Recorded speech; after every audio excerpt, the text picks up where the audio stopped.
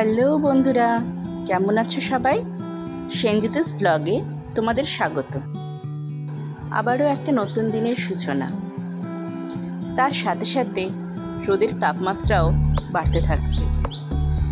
সকাল এখন 8টা কি 8:30 হবে, কিন্তু এখনই রোদের যা তেজ তা সহ্য করা যাচ্ছে না। যা গরম পড়ছে, কিছুই ভাল লাগছে না করতে। কিন্তু তা বললে কি আর হয় বলো তো? আমরা ঘরে থেকেই আমাদের এই অবস্থা হয়ে যাচ্ছে গরমে। কিন্তু একবার ভেবে দেখো তো, যারা বাইরে কাজ করছে তাদের কি কষ্টটাই না হচ্ছে। বিশেষ করে রাস্তায় দাঁড়িয়ে দাঁড়িয়ে যারা কাজ করে তাদের অবস্থাটা খানা কি হয় বলো তো এই গরমে।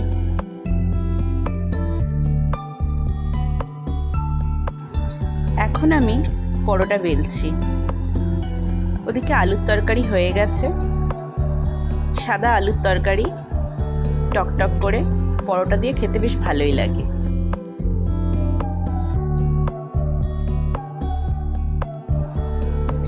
আজকে এখনো দুপুরের রান্না করে ওঠা হয়নি। বাবা বাড়ি আছে, তাই বেলাতে আর তেমন কিছু রান্না করব না। মাও বলল হালকার ওপর রান্না করতে, তাই ঠিক করলাম দুপুরে ডাল ভাত আর কিছু ভাজাভুজি খাওয়া হবে।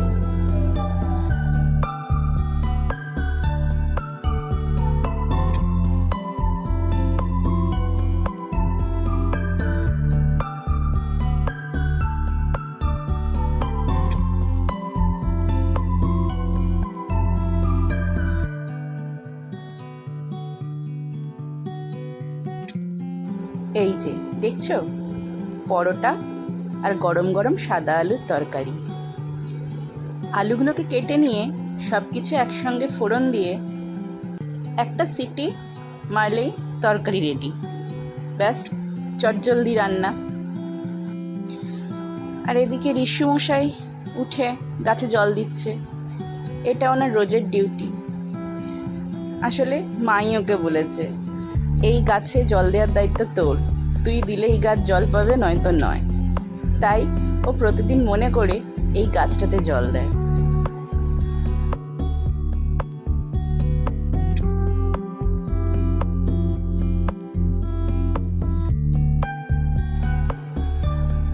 ওকে একবার জল ঘাঁটতে দিলেই হয়েছে, ব্যাস। অবস্থা দেখছো, কলটাকে ধরে কেমন করে বসে আছে, কিছুতেই বন্ধ করবে না। ঋষিকেও খাইয়ে নিয়ে এদের সঙ্গে পড়তে বসিয়ে দিয়েছি। ওদের সঙ্গে সঙ্গে ঋষিরও পড়া হয়ে যায় তখন। বাচ্চাগুলোর কাল থেকে পরীক্ষা, তাই সকালবেলাই পড়ে নিচ্ছে। আর ঋষুর তো সারা মাস ধরেই পরীক্ষা চলছে। সেই 8 তারিখ থেকে শুরু হয়েছে এপ্রিল মাসের, এখনও চলেই যাচ্ছে। প্রত্যেক সপ্তাহে একটা একটা করে পরীক্ষা। এতে ধৈর্য ধরে বলো বাচ্চাদের? কিন্তু কি করব, কিছু করার নেই। ছাদের কি অবস্থা হয়েছে দেখেছো? আসলে কাল রাতে হঠাৎ করে ধুম করে একটা আওয়াজ হয়। প্রথমে ভাবলাম যে আশেপাশে বাড়িতে কারোর কিছু হয়েছে। এদিক ওদিক খুঁজলাম, কিছু বুঝতে পারলাম না। অত পাত্তা দিলাম না তখন আর ব্যাপারটাকে। আর রাত্রেবেলা ছাদেও আসা হয়নি, ততক্ষণে ছাদ বন্ধ করে দিয়েছিলাম। সকালবেলা এসে দেখি এই অবস্থা হয়ে আছে। ওই যে রেলিংটা রয়েছে, ওখানে একটা প্লাই ছিল, ওটার উপরে অনেকগুলো টব রাখা ছিল, আর প্লাইটাকে ওই লোহার যে পিলারটা আছে ওটার সঙ্গে বাঁধা ছিল। ওখানেই একটা দড়ি কেটে গিয়ে এই অবস্থা হয়েছে। তখন দেখি সব টবগুলো ছাদের বাইরের দিকে হেলে রয়েছে। একটাও পড়ে যায়নি, ভাগ্যিস পড়েনি। যদি পড়তো, নিচেই আমাদের ভাড়াটিয়াদের অ্যাসবেস্টস ছিল, ভেঙে যেত। বেলার দিকে মা আর বাবা মিলে এইগুলো তারপরে ঠিক করে। মা আর বাবা দুজনেই গাছ খুব ভালোবাসে। বিশেষ করে মা তো খুবই ভালোবাসে। দেখাশোনা, জল দেওয়া, কখন কোথায় মাটি দিতে হবে, সার দিতে হবে, সবই মা করে থাকে। আর এদের অবস্থা দেখো, সেই রোদটার মধ্যে দাঁড়িয়ে দাঁড়িয়ে খেলে যাচ্ছে। যত ডাকছি আয় ওপরে আয়, এসে ঘরের মধ্যে বসে বসে খেলা কর, না বাইরেই খেলবো, ফুটবল খেলবো। সত্যি বাবা, আজকালকার দিনের বাচ্চাগুলো না প্রচণ্ড পরিমাণে ঢ্যাঁটা, একটুও কথা শোনে না।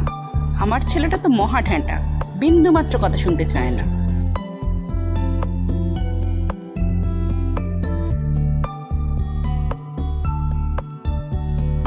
আর এখন দেখো, গাছগুলোকে সাজিয়ে নেওয়ার পর এমন দেখতে লাগছে। ওপরে শুধু ওই 4টে টবই রাখা আছে, পরে এর মধ্যেই ওগুলোকেও নামিয়ে দেওয়া হবে। সামনে যদি ঝড়ফড় ওঠে, পড়ে গেলে অসুবিধা হয়ে যাবে, তাই নিচে নামিয়ে দেবো ঠিক করেছি। ব্লগটা তাহলে আজ এখানেই শেষ করি। সবাই ভালো থাকবেন, সুস্থ থাকবেন, বেশি করে জল খাবেন এই গরমে, আর সাবধানে থাকবেন। ভিডিওটা যদি ভালো লেগে থাকে একটা লাইক আর শেয়ার করে দেবেন।